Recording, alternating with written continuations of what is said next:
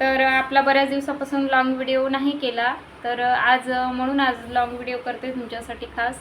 तर आज आपण काहीतरी बाहेरून मागवलेला आहे नाश्ता, तर तो नाश्ता काय असणार आहे, आता मुलांना खूप भूक लागली आहे, त्यांच्यासाठी छोटासा नाश्ता आपण बाहेरून मागवलेला आहे। दरवेळेस नवनवीन काहीतरी मागवतो, तसं एक नवीन काहीतरी मागवलेलं आहे। दरवेळेस कसं असतं, वडापाव, समोसा वगैरे, कचोरी वगैरे असं काहीतरी असतं, तर ते न असता आज काहीतरी वेगळं आहे।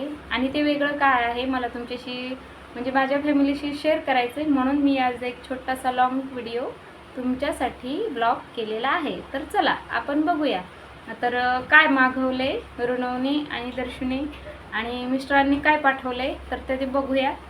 तर मी तुम्हाला दाखवते। आता हे बघा, इथे मी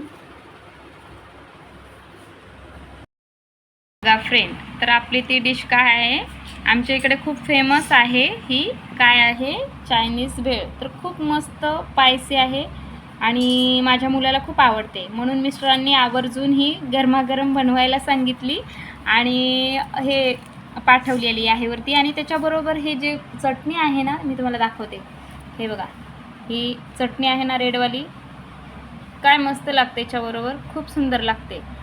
तर हे झाला आपल्या ऋणवचा नाश्ता। तर आता दर्शसाठी काय मागवलं ते पण बघूया।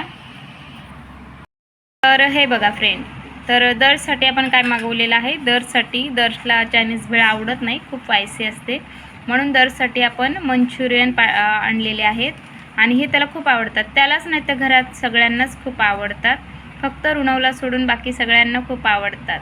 आणि त्याच्याबरोबर ती जी ग्रीन कोबी आहे ना, आणि हे नॉनव्हेज नसून हे मंचुरियन आपले तुम्हाला वाटत असतात की नॉनव्हेज आहेत, तर तसं काही नाही आहे। हे आपली पत्तागोबी असते तिचे मंचुरियन बनवलेले आहेत, म्हणजे व्हेज, तर नॉनव्हेज नाही आहे, तर व्हेज आहेत। तर हे खूप आवडतात मुलांना, त्याच्यासाठी स्पेशली मिस्टरांनी मागवलेलं आहे आणि म्हणून मुलांसाठी हे असं दररोज काही ना काही असतो नाश्ता, तर म्हटलं चला आपल्या फॅमिलीसोबत एक छोटासा व्हिडिओ होऊन जाऊ देत, म्हणून हा व्हिडिओ केलेला आहे आवर्जून तुमच्यासाठी। तर तुम्हाला आवडत असेल मंचुरियन, भेळ वगैरे काय आवडत असेल तर नक्की या आपल्या इकडे, आणि खूप फेमस आहे इथे दुकान ते। तर आपण जाऊया तिकडे भेळ वगैरे खायला, सगळे आपली यूट्यूब फॅमिली, ज्यांना मंचुरियन आणि काय भेळ आवडते। आणि परत त्यांच्याकडे काय असतं स्पेशल, म्हणजे त्यांचं सूप खूप भारी असतं। ज्याला कोणाला सर्दी खोकला वगैरे काय असेल पावसाळ्यामध्ये, तर माझ्याकडे आवर्जून ते माझे मिस्टर घेऊन येतात, कारण त्याने सर्दी आणि खोकला एकदम गायबच होतो, गरमागरम घेतलं ना तर खूपच भारी। तर हे आहे त्यांच्याकडची खासियत, खूप मस्त भेटतं। कसा वाटला आपला मिनी ब्लॉग ते तुम्ही मला कमेंटमध्ये नक्की सांगा। तर हे होता आपला संध्याकाळचा आज मुलांचा नाश्ता, थोडासा त्यांना आवडतो म्हणून। तर आपला छोटा मिनी ब्लॉग कसा वाटला ते कमेंट करून नक्की सांगा, आणि या तुम्ही पण चायनीज आणि भेळ खायला, तर नक्की।